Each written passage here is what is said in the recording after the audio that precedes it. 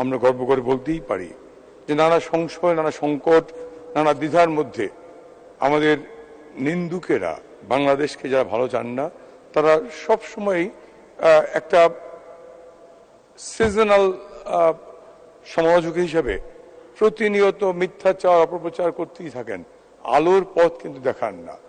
অনেকেই সংশয় ব্যক্ত করছিলেন কোভিড পরবর্তী বাংলাদেশ নিয়ে।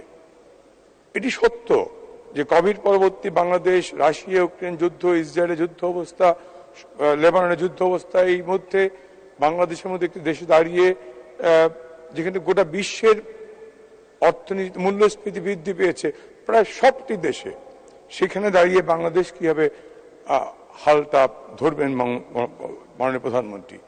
আমি এই 2011 সংসদের প্রথম বাজেট যখন দিচ্ছিলেন তৎকালীন অর্থমন্ত্রী মহোদয়, তার চোখের সমস্যার কারণে দৃষ্টি সমস্যার বাজেট পড়তে পারছিলেন না, বাজেট বক্তব্য পেশ করতে তার সমস্যা হচ্ছিল। আমরা তাকিয়েছি পার্লামেন্টে, অবলীলায় মাননীয় প্রধানমন্ত্রী হাল ধরলেন, তিনি তার আসন থেকে দাঁড়িয়ে সেই অর্থ বছরের বাজেটটি পেশ করলেন। এটি হচ্ছে আমাদের শেখ হাসিনা, এটি হচ্ছে আমাদের সংসদ নেতা বঙ্গবন্ধু কন্যা জননেত্রী শেখ হাসিনা, যিনি অপরের দুঃখকে হাসি মুখে নিজের কাঁধে বহন করতে পারেন। রাজা তিনি, রবীন্দ্রনাথের রাজস্বী উপন্যাসে কিন্তু দুটি লাইন আছে, রাজা তিনি যিনি সহজেই অপরের কষ্টকে নিজের কষ্ট বলে ধারণ করতে পারেন, অপরের দুঃখকে নিজের কাঁধে বহন করতে পারেন, শত কোটি মানুষের, নিরন্ন মানুষের কষ্টকে নিজের কষ্ট বলে তিনি স্কন্ধে ধারণ করতে পারেন। আমরা বঙ্গবন্ধু কন্যার কর্মী হিসাবে আমরা গর্ববোধ করতে পারি। তিনি আজকের মাননীয় প্রধানমন্ত্রী, যিনি অবহেলার প্রান্তরে প্রান্তরে ধুকে ধুকে মরা ভাগ্য বিড়ম্বিত মানুষগুলোর কষ্টকে নিজের কষ্ট হিসেবে ধারণ করে নিয়েছেন। উত্তরবঙ্গে আপনার নির্বাচনী এলাকা রংপুর, সেই উত্তরবঙ্গের অনাহার ক্লিষ্ট মঙ্গাপীড়িত মানুষগুলোর কষ্ট দূর করেছেন, পরিকল্পনা নিয়েছেন। এবারের বাজেটের উদ্দেশ্য হচ্ছে উন্নয়ন দৃশ্যমান, এবার হবে কর্মসংস্থান। আপনার মনে আছে মাননীয় স্পিকার, 2009 সালে দায়িত্ব গ্রহণ করার পরপরই ছুটে গেছেন কুড়িগ্রামে, নেত্রকোনায়, আমাদের বরিশালের বরগুনায় ন্যাশনাল সার্ভিসেস কর্মসূচি, অর্থাৎ আত্মকর্মসংস্থান সৃষ্টির এই প্রকল্প নিয়ে তিনি শিক্ষিত, অর্ধশিক্ষিত, বয়স্ক যুবকদেরকে শিক্ষিত করে কর্মসংস্থানের পথ সৃষ্টি করে দিয়েছেন। কমিউনিটি ক্লিনিক করে একেবারে প্রান্তিক জনগোষ্ঠীর স্বাস্থ্যসেবা নিশ্চিত করেছেন। আমরা উপকূলীয় অঞ্চলের মানুষ একেবারে অবহেলিত সেই জেলেদের কার্ড করে দিয়ে, জাটকা মৌসুমে 40 কেজি করে চাল বরাদ্দ দিয়ে, কৃষকদের 10 টাকায় কৃষি কার্ড করে দিয়ে, মাতৃত্বকালীন ভাতা দিয়ে, কোটি কোটি অসহায় দরিদ্র সন্তানদের হাতে বিনামূল্যে বই তুলে দিয়ে, কারণ তিনি তার সেই দর্শনটা আমরা মনে করি যে আমাদের দেশের প্রধান চ্যালেঞ্জ হচ্ছে দারিদ্র দূর করা, অর্থাৎ অভাবটা দূর করা। সেই অভাবটা দূর করার স্থায়ী সমাধান হচ্ছে শিক্ষার আলো। ওই শিক্ষার আলোই পরে অভাবের অন্ধকারটুকু দূর করে দিতে। সেই কারণেই তিনি উপবৃত্তি, বৃত্তি এবং বিনামূল্যে বই পৌঁছে দেওয়া সেই ব্যবস্থাটা চালু করেছেন, যেটি জননেত্রী শেখ হাসিনার আগে জিয়া, এরশাদ, খালেদা জিয়ারা কেউ পারেনি আমার অসহায় দরিদ্র সন্তানদের হাতে বিনামূল্যে বই তুলে দিতে। কেউ পারেনি বয়স্ক ভাতা, মাতৃত্বকালীন ভাতা অথবা প্রতিবন্ধী ভাতা দিয়ে ওই অবহেলিত মানুষগুলোকে সমাজের মূল স্রোতে ফিরিয়ে আনতে, যেটি আমার অন্তর্ভুক্তিমূলক যে প্রবৃদ্ধি তার অপরিহার্য উপাদান। আমি পিছিয়ে পড়া জনগোষ্ঠী সেই সামাজিক নিরাপত্তা বেষ্টনীতে এই বাজেটেও কিন্তু বরাদ্দ বৃদ্ধি রেখেছেন। আমি ধন্যবাদ জানাই অর্থমন্ত্রীকে, মাননীয় প্রধানমন্ত্রীকে।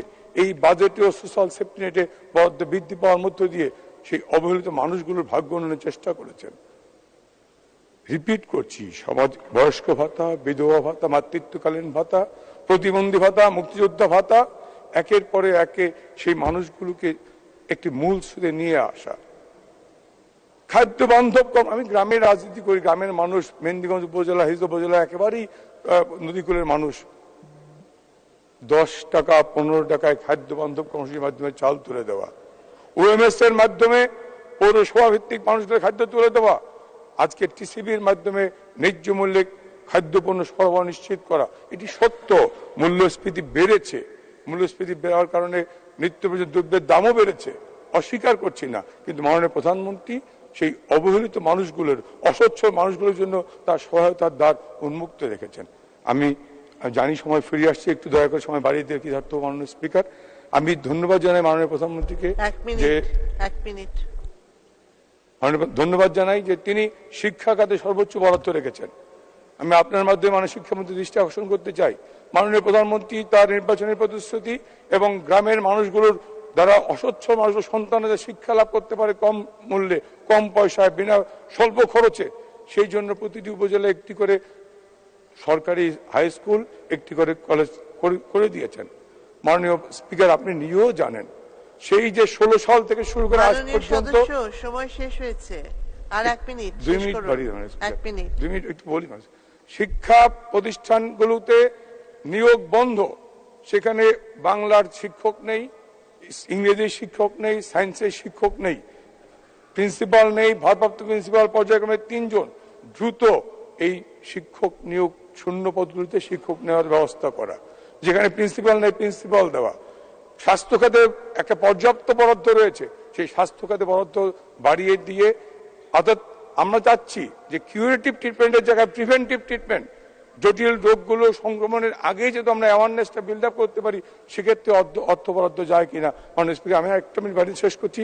আমার নির্বাচনী এলাকা মেহেন্দিগঞ্জ, হিজলার, কাজিরাট মিলে যে গঠিত, কাজিরার একটি থানা মাননীয় প্রধানমন্ত্রী করে দিয়েছিলেন উপজেলা সদর থেকে অনেক দূরে। সেই থানাকে একটি উপজেলায় করতে পারলে মানুষ খুশি হবে। সেখানে নদী বিচ্ছিন্ন এলাকাকে কাজিরাট। ধন্যবাদ মাননীয় সদস্য। আমি আর দিতে পারছি না, আমি দুঃখিত। আপনি প্রতিবারই 1 মিনিট বলছেন, শেষ করুন।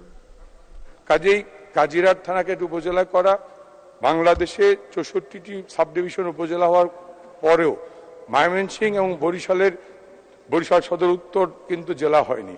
বরিশাল, হিজলামুলাদি, মেহেন্দিগঞ্জ, কাজিরাট নিয়ে একটি নতুন জেলা করা যায় কিনা সেই প্রস্তাব করছি।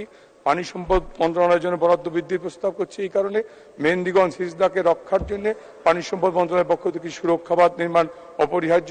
আমি সেই দাবি করে কর্মসংস্থান সৃষ্টির জন্য, বেসরকারি বিনিয়োগের উপযোগী পরিবেশ সৃষ্টির জন্য আমি আবার আহ্বান জানিয়ে মাননীয় প্রধানমন্ত্রীর প্রতি অশেষ কৃতজ্ঞতা জানিয়ে শেষ করছি।